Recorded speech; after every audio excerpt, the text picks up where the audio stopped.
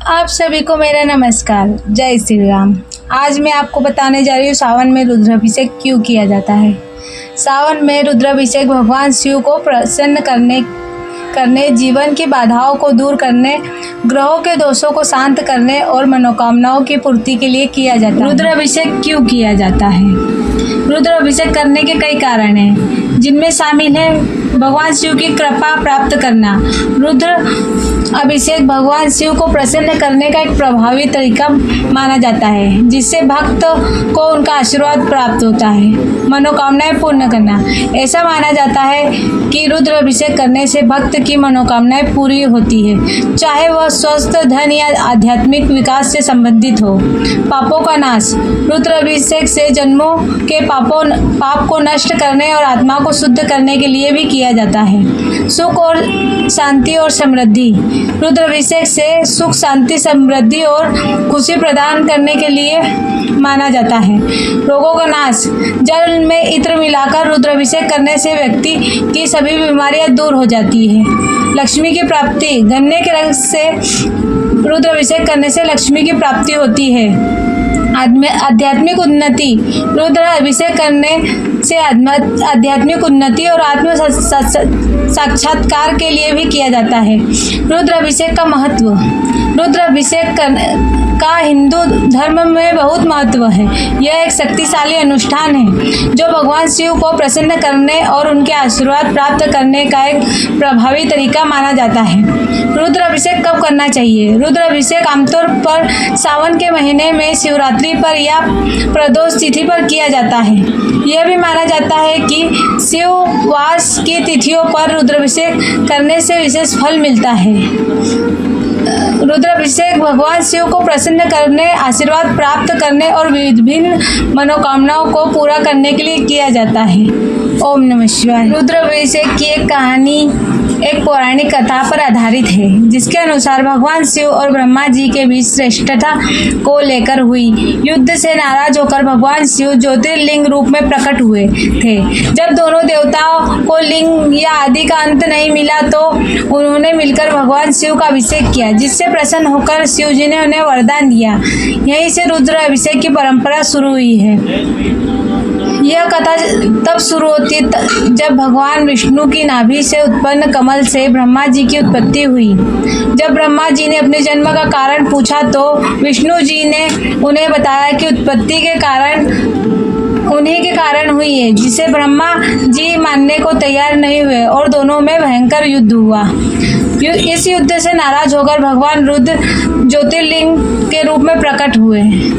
शिव जी ने कहा, जो भी इस ज्योतिर्लिंग के आदि अंत को स्पर्श करेगा वही परमेश्वर साबित होगा।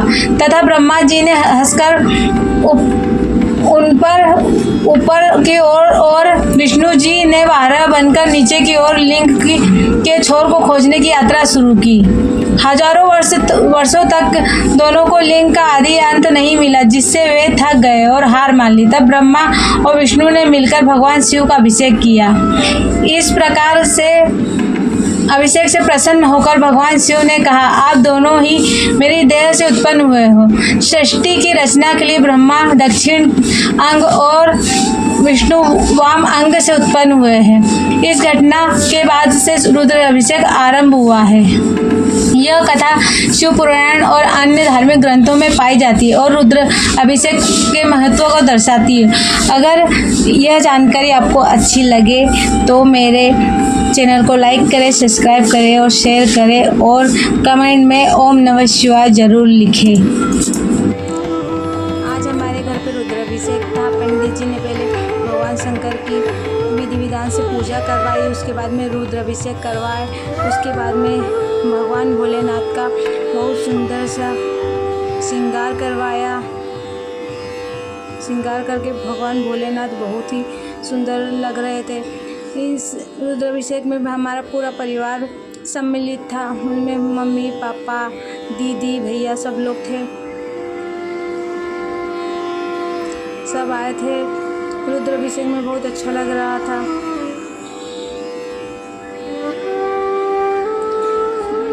भगवान भोलेनाथ का श्रृंगार इतना सुंदर लग रहा था। उन्हें हम देखे जा रहे थे, उन्हें लड्डुओं का भोग लोहे का भोग लगाया और उनने बेलपत्र, धतूरा और सारी सामग्री से सजाया, दीप जलाए। दीप जलाने पर वो और भी अत्यधिक सुंदर लगने लगे। ऐसा लग रहा था उनको देखते ही रहे। भगवान शंकर की सुंदरता का वर्णन करते हुए मैं 4 पंक्तियाँ बोलने जा रही हूँ। भस्म से होता श्रृंगार जिनका, मैं उसी महाकाल की दीवानी हूँ। त्रिशूलधारी शिव ओंकार जिनकी छवि शुभकारी और पालनहारी है। सिर पर जटा, गले में मुंडमाला, भस्मी में जिनका वास है। हे मेरे भोलेनाथ जिनका नाम ही मेरी पहचान है, और जो भस्म से सजे है वही मेरे भोलेनाथ है। हर हर महादेव, जय शिव शंभू। इसके बाद हम सब ने मिलके भोले बाबा की आरती की।